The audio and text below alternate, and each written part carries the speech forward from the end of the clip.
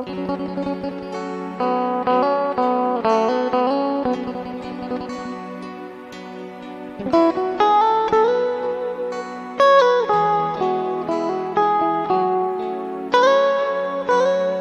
จักสิว่า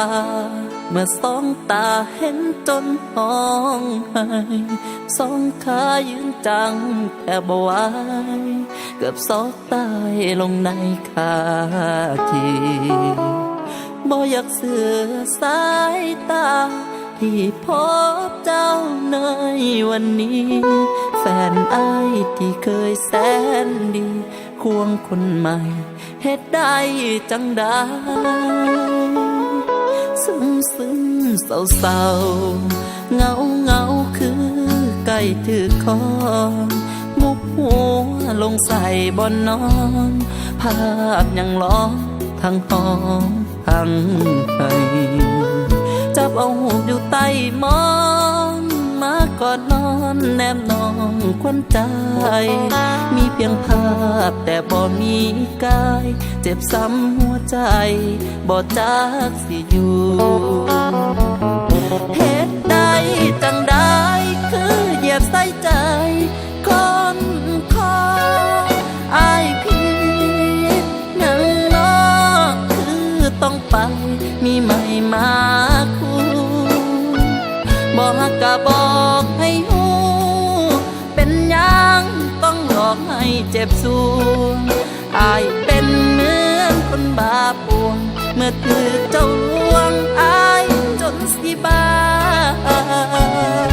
อกหักอีกแล้วผู้ชายปลายแถวคนคอมีสาวคนใดอีกบอกคิดอยากลวงเสียเลยเต็มที่จะบอกให้ข้อเก่าหาเชิญตัวตมผู้ชายคนนี้พออายหูตัวดี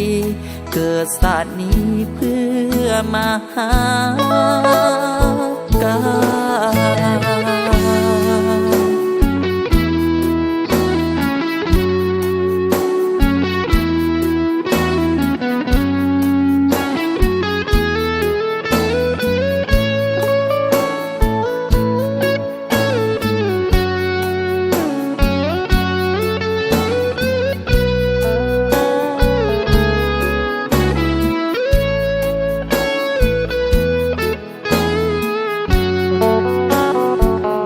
เหตุใด